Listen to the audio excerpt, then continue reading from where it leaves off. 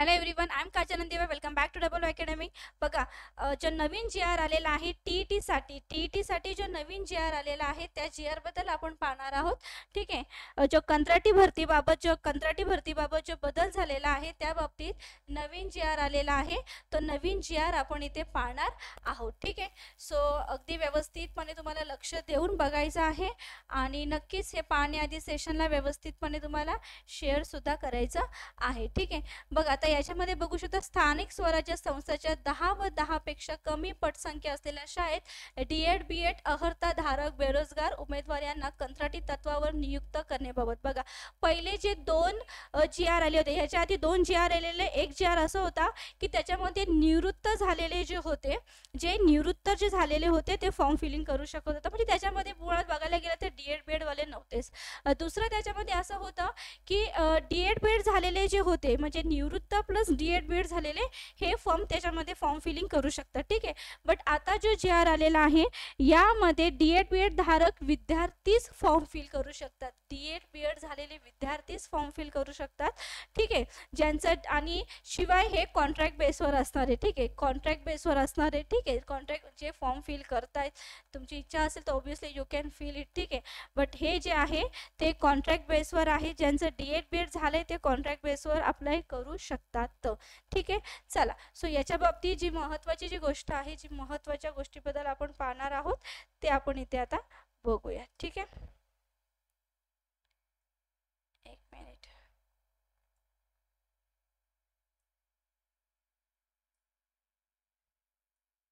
ठीक आहे. चला, आता डायरेक्ट आपण ह्याच्यामध्ये जाऊया. जी सूचना आहे, एक मिनिट, थोडं खाली घेऊया. जे शासन निर्णय आहे, आय होप तुम्हाला व्यवस्थितपणे क्लिअर दिसत असेल. जे शासन निर्णय आहे त्याच्यावर आपण इथे जाणार आहोत. बघा, याच्यामध्ये काय दिलेलं आहे, सदर नियुक्तीसाठी शासन नियमानुसार किमान व कमाल वयोमर्यादा लागू राहील. दुसरं काय दिलेलं आहे, डीएड बीएड अर्हताधारक बेरोजगार उमेदवारांना करार पद्धतीने कंत्राटी तत्वांवर नियुक्ती देण्यात आल्यामुळे संबंधित शासनाच्या कोणत्याही संवर्गात सेवा समावेशनाचे सामावून घेण्याचे, नियमित सेवेचे इतर कोणतेही लाभ मिळण्याचा अधिकार किंवा त्यांना हक्क नसेल. ठीक आहे. लाभ किंवा अधिकार घेण्याचा यांना हक्क नसेल. ठीक आहे.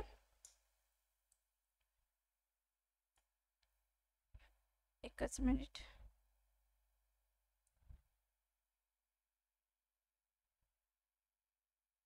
ठीक आहे. पुढे बघूया. पुढे काय दिले, सुरुवातीला नियुक्तीचा कालावधी एका शैक्षणिक वर्षासाठी असेल. सुरुवातीला जो तुमचा 1 वर्षाचा जो कालावधी असेल तो कशासाठी असेल, तर एक शैक्षणिक वर्षासाठी असेल. परंतु त्यानंतर गुणवत्ता व योग्यतेच्या आधारावर आवश्यकतेनुसार सदर नियुक्तीचे वाढीव कालावधीकरिता दरवर्षी नूतनीकरण करता येईल. दरवर्षी त्यांचं काय केलं जाणार, नूतनीकरण करता येणार. ठीक आहे. आणि मानधन त्यांना 15,000 प्रतिमाह, कोणत्याही इतर लाभांव्यतिरिक्त, कोणतेही जे लाभ आहेत ते म्हणजे ते सोडून इतर लाभांव्यतिरिक्त त्यांना महिन्याला 15,000 प्रतिमाह दिलं जाणार. ऑब्विसली कॉन्ट्रॅक्ट बेसवर आहे, सो महिन्याला 15,000 प्रतिमाह दिलं जाणार. एकूण 12 रजा दिलेत आहेत. 12 रजा, एकूण 1.5 रजेपेक्षा जास्त रजा या विनावेतन असतील. ठीक आहे. 12 पेक्षा जास्त जर तुम्ही सुट्ट्या घेतला तर ते तुमच्या सॅलरीमधून तुमचं ते कट होणार, पेमेंटमधून. कोणतेही प्रशासकीय अधिकार तुम्हाला नसतील.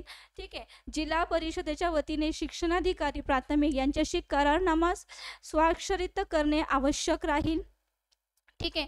नंतर बंद हमीपत्र, नियुक्तीच्या कालावधीत करार पद्धतीने शिक्षकीय पदाचे विहित काम पूर्ण करण्याची जबाबदारी संबंधित व्यक्तीची राहील.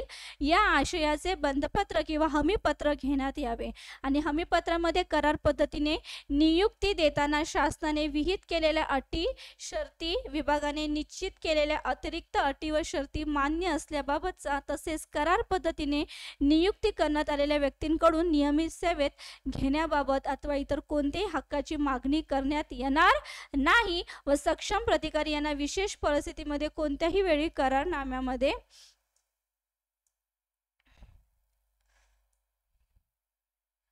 एक मिनिट.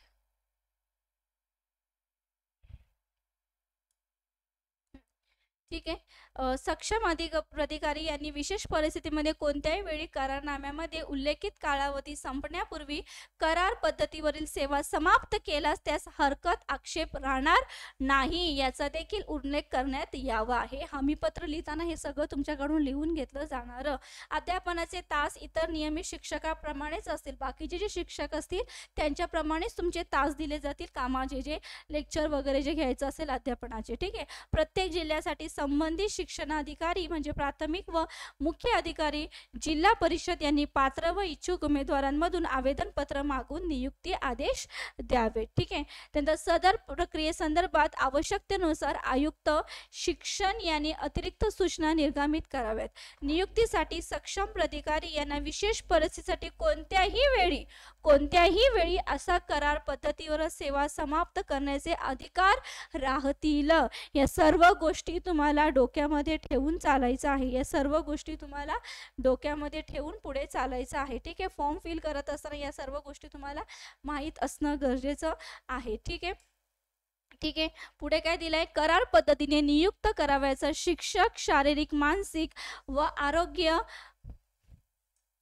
आरोग्याच्या दृष्टीने सक्षम नसल्याचे व प्रस्तावित सेवेसाठी त्याकडे आवश्यक क्षमता नसल्याने निदर्शनास आल्यास त्यांची कंत्राटी सेवा समाप्त करण्यात यावी. ठीक आहे. आणि नेक्स्ट काय दिलेलं आहे की करार पद्धतीने नियुक्त करण्यात आलेल्या व्यक्तींनी त्यांचा प्राप्त होणाऱ्या कागदपत्र जे असतील, माहिती असतील व आधार सामुग्रीबाबत गोपनीयता पाळणे आवश्यक राहील. गोपनीय सिक्रेट. करार पद्धतीने नियुक्त करण्यात आलेल्या व्यक्तींना त्यांच्यावर सोपविलेले कामकाज, जे काही सोपविलेले कामकाज असतील निश्चित केलेल्या कालावधीत पूर्ण करणे आवश्यक राहील. त्याशिवाय त्यांच्या कामकाजात नियुक्तीसाठी सक्षम असलेले प्राधिकारी वेळोवेळी आढावा घेऊन कामाचे मूल्यमापन करतील आणि सदर मूल्यांकनात कंत्राटी शिक्षकाचे काम समाधानकारक नसल्याचे निदर्शनास आल्यास त्यांची कंत्राटी तत्वांवरील सेवा समाप्त, बघा ही महत्वाची आहे, इथे तुम्ही बघू शकतात, सेवा समाप्त करण्यात येईल. जर त्यांनी जे कामं सांगितले, ज्या गोष्टी दिलेत, बघा अगदी व्यवस्थितपणे सगळं तुम्हाला नोटिफिकेशन वाचायचे आहे. ठीक आहे. शाळेची पटसंख्या 10 पेक्षा जास्त असल्यास कंत्राटी तत्वांवर नियुक्त करण्यात आलेले DED व BEd अर्हताधारक कंत्राटी शिक्षकाची सेवा नियमित शिक्षकाची नियुक्ती होईपर्यंत सुरू राहील आणि नियमित शिक्षकाची नियुक्ती झाल्यानंतर कंत्राटी शिक्षकाची सेवा आपोआप संपुष्टात येईल. ठीक आहे. या सर्व गोष्टी तुम्हाला अगदी व्यवस्थितपणे माहीत असणं गरजेचं आहे. व्यवस्थितपणे तुम्हाला हे सगळं माहीत असणं गरजेचं आहे. ठीक आहे. ठीक आहे. नंतर करार पद्धतीने नियुक्ती करण्यात आलेल्या व्यक्तींनी त्यांना प्राप्त होण्याची कागदपत्रे व माहिती व आधार सामुग्रीबाबत गोपनीयता पाळणे आवश्यक आहे. गोपनीयता पाळणे आवश्यक आहे तुम्हाला सांगितलेले. हा पार्ट आपण पाहिलं. एक मिनिट पुन्हा तो स्क्रोल झालेला आहे.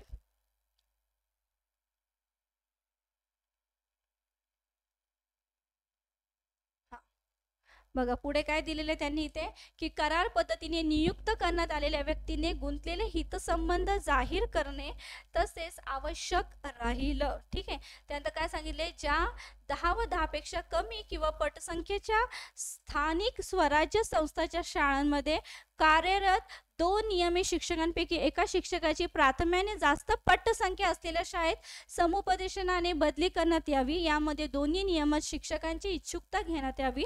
जर दोन्ही शिक्षक बदलीने जाण्यास इच्छुक असतील तर ज्येष्ठ शिक्षकास प्राधान्य देण्यात यावे. ठीक आहे.